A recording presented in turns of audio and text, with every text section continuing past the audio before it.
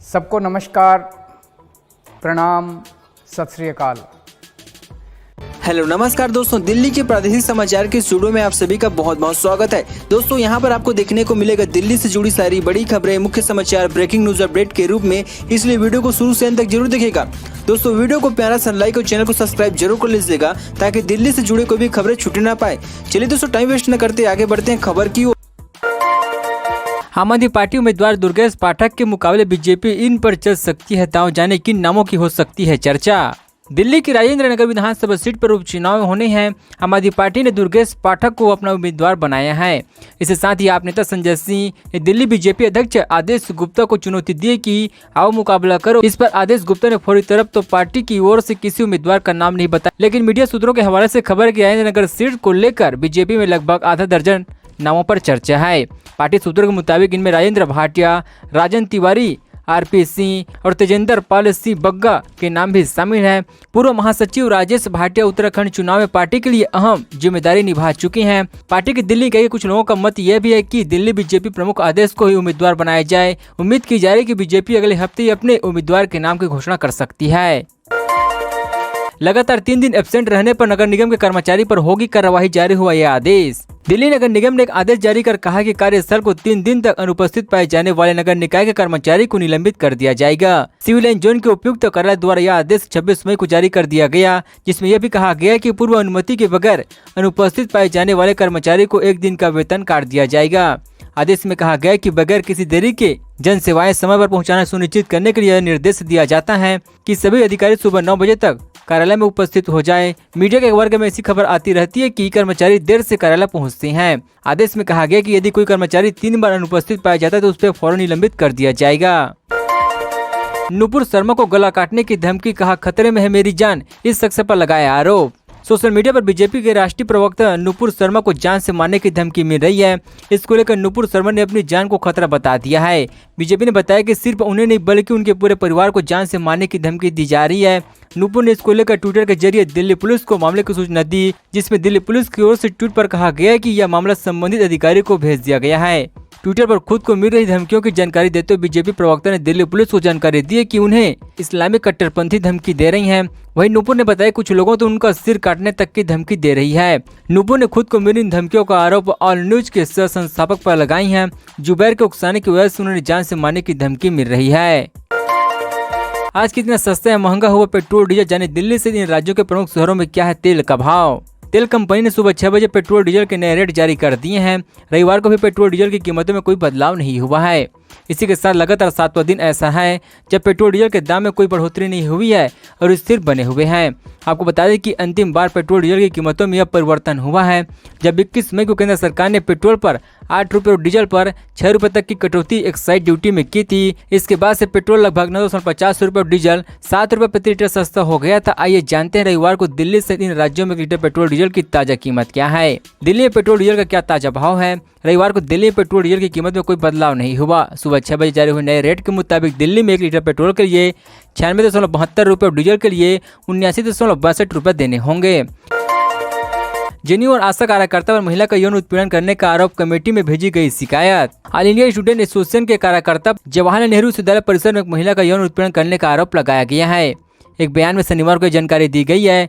Conduct Vinay of JNU के एक बयान में कहा गया कि आरोपी ने पीड़ित को उसके मर्जी के बिना अनुचित रूप से छुआ और पीछे से उससे जबरन पकड़ लिया। पीड़िता को उसके सपाटे के माध्यम से उसे बदनाम करने और उसकी विश्वसनीयता को नुकसान पहुंचाने के लिए साजिशों के बारे में भी बताई जा रही हैं। बयान में घटना की तारीख का जिक्र नहीं है। इसी बीच ऐसे ने कहा कि शिकायत की जांच को उस समिति के पास भेज दिया गया जो यौन उत्पीड़न मामले के खिलाफ कार्रवाई की सिफारिश करती है। आरोपी कार्यकर्ता को संगठन की गतिविधियों में भाग न लेने को कहा गया है। जेएनयू आईसी की पीठासीन अधिकारी पूनम कुमारी से संपर्क करने पर उन्हें घटना के बारे में कोई भी जानकारी देने से इनकार कर दिया है। दिल्ली में उमस भरी गर्मी और प्रदूषण बढ़ जाने, मौसम पर क्या है ताजा अपडेट। दिल्ली में इंसान उमस भरी गर्मी के साथ साथ तापमान में बढ़ोतरी हुई है। इसी बीच शनिवार की शाम के बाद मौसम में बदलाव हुआ और तेज हवा चलने के साथ ही हल्की बूंदाबांदी हुई है, जिससे गर्मी से थोड़ी राहत मिली। भारतीय मौसम विज्ञान विभाग के अनुसार रविवार को भी दिल्ली में आसमान में आंशिक रूप से बादल छाए रहेंगे। वहीं सोमवार को भी हल्के बादल छाए रहेंगे और गरज चमक के साथ बिजली चमकने की भी संभावना है। इसके बाद 31 मई से मौसम साफ रहेगा। 1 से 2 जून को दिन में तेज हवाएं चल सकती है। इस दौरान गर्मी के सितम में इफाजा होगा। हालांकि राहत की बात यह है कि लू चलने की संभावना नहीं है। दिल्ली में शनिवार को न्यूनतम तापमान सामान्य से आसपास 26.9 और अधिकतम तापमान सामान्य के आसपास 40.2 डिग्री सेल्सियस रिकॉर्ड हुआ है। हवा में नमी का स्तर 36 से 46% तक रहा। जेएनयू में छात्रा से छेड़छाड़ी के मामले में एक्शन, दिल्ली पुलिस ने दर्ज की एफआईआर। जवाहरलाल नेहरू यूनिवर्सिटी में एक छात्रा के साथ छेड़छाड़ी के मामले दिल्ली पुलिस ने एफआईआर दर्ज कर ली है।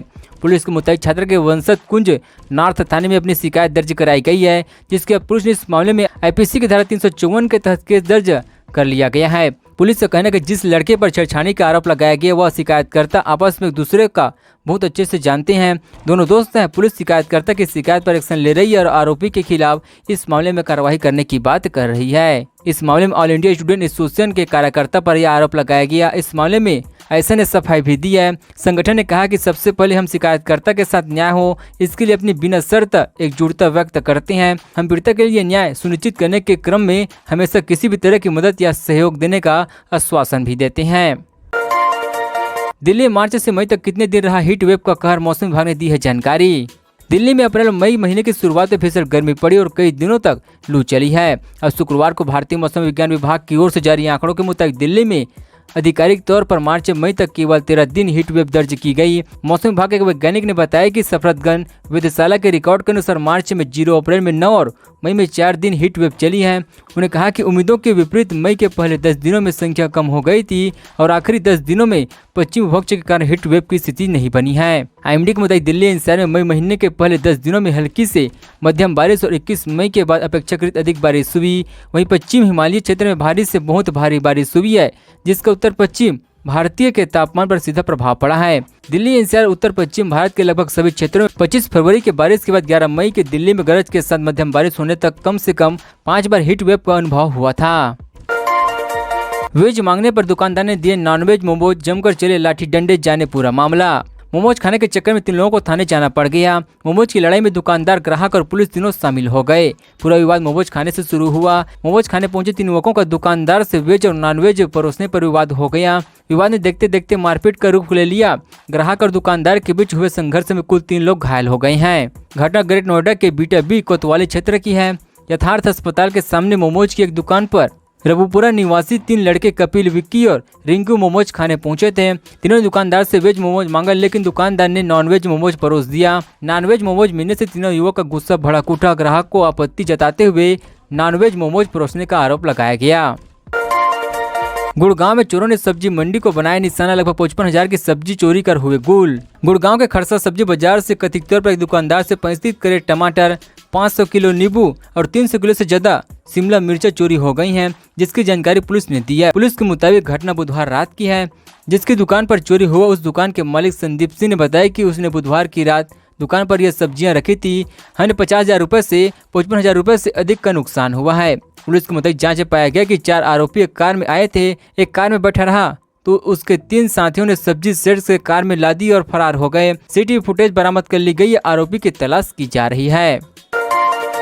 आधार कार्ड को लेकर केंद्र की चेतावनी, ओवैसी बोले आधार की वजह से हुई थी मॉब लिंचिंग। रविवार को केंद्र सरकार ने एक प्रेस विज्ञप्ति के माध्यम से देश की जनता के आधार कार्ड की प्रतियां साझा करने की अपील की है। इस प्रेस विज्ञप्ति में सरकार ने देशवासियों से अनुरोध किया कि अपने आधार की फोटोकॉपी किसी व्यक्ति या संस्थान के साथ धड़ल्ले से साझा न करे।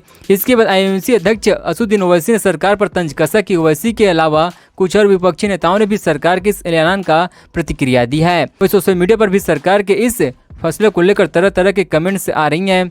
केंद्र सरकार के आधार कार्ड में नियमों के संशोधन को लेकर असुद्दीन ओवैसी सहित विपक्षी नेताओं ने सरकार पर तंज कसी है। ओवैसी ने सरकार की इस प्रेस विज्ञप्ति से जारी होने के बाद ही केंद्र सरकार पर तंज कसा है। ओवैसी ने कहा कि आप भूलो मत कि आधार कार्ड का इस्तेमाल मॉब लिंचिंग के लिए भी किया गया है। देवास मध्य प्रदेश में आधार कार्ड नहीं होने पर मुस्लिम विक्रेताओं की पिटाई की गई थी। दोस्तों खबरों का सिलसिला बस यहीं तक। दोस्तों वीडियो जानकारी आपको अच्छा लगा, वीडियो को प्यारा सा लाइक कीजिए। दोस्तों आप दिल्ली निवासी हमारे चैनल को सब्सक्राइब किया, दिल्ली जुड़ी सारी बड़ी खबरें सिरे से मिलते रहे। चलिए दोस्तों अगले वीडियो में मिलते हैं। जय हिंद, जय भारत।